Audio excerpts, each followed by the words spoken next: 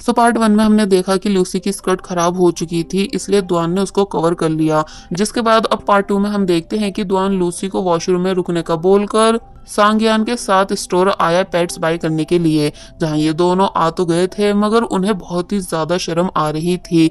मगर जैसे तैसे इन्होंने सामान बाय किया, जिसे फिर ये एक दूसरी लड़की की हेल्प से लूसी तक पहुंचवा देते हैं। तो तब ये सब लूसी को काफी अजीब तो लग रहा था, मगर अब कर भी क्या सकते हैं।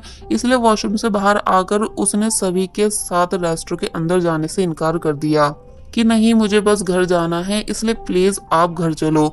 मगर सांग्यान उसको समझाता है कि सब नॉर्मल है, तुम ज्यादा मत सोचो और मैं हूं ना तुम्हारे साथ। एंड देन लूसी को अपने साथ रेस्टोरेंट ले आया, जहां इन सभी ने लंच ऑर्डर किया। मगर जब दुआन को पता चला कि लूसी को बीफ पसंद नहीं है, इसलिए वो उसको अलग कर देता है सिर्फ लूसी के लिए। तो तब दुआन को अपनी इतनी फिक्र करता देख लूसी काफी खुश हुई।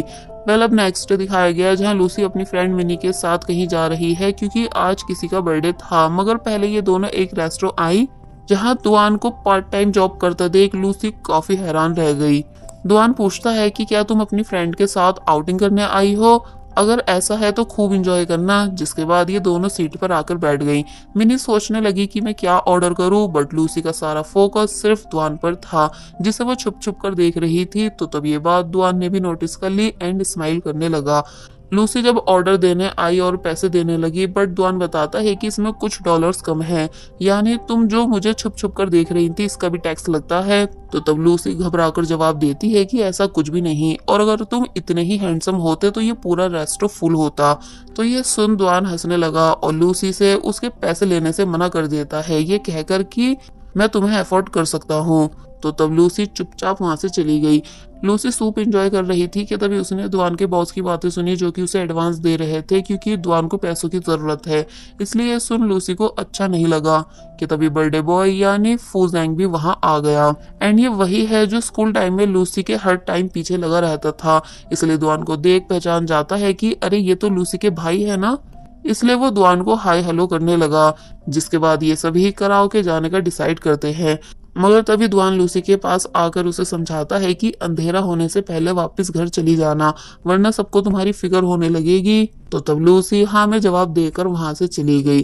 वेल, अब नेक्स्ट सीन में हम इन सभी को फूजन का बर्थडे सेलिब्रेट करते हुए देखते हैं, जहाँ फूजन बहुत ही ज्यादा खुश है। इसलिए बोलता है कि मैं इस खुशी के मौके पर आज सभी को कुछ बताना चाहता हूँ। और फिर उसने डायरेक्ट लूसी का हाथ पकड़ उसे खड़ा कर दिया, जिसका ऐसा करना मिनी को अच्छा नहीं लगा।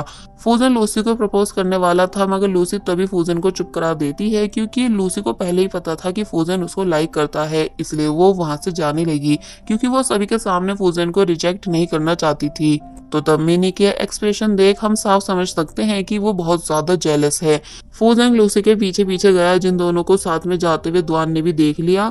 और अब जब फूजन फाइनली लूसी को प्रपोज करता है, ये बताते हुए कि मैं तुम्हें बचपन से बहुत ही ज्यादा लाइक करता हूँ, यानी तुम मेरा सच में पहला प्यार हो। मगर लूसी फूजन को साफ इनकार कर देती है, ये कहकर कि मैंने हमेशा तुम्हें सिर्फ अपना दोस्त माना है, इसलिए प्लीज ये सब कह के हमारी दोस्ती खराब मत करो। तो ये सुन फूजन बेचारे का बहुत बुरी तरह दिल टूट गया क्योंकि वो कितने टाइम से लूसी को इम्प्रेस करना चाह रहा था, मगर लूसी है कि उसकी बन ही नहीं रही। इसलिए वो रोने भी लग जाता है। लूसी कहती भी है कि देखो रो मत, प्लीज चुप हो जाओ, मगर वो चुप होता ही नहीं कि तभी पीछे से दुआन भी वहां आ गया, जो कि इन दोनों की सब बातें सुन चुका था। इसलिए उसको देख फूजन वहां से चला गया।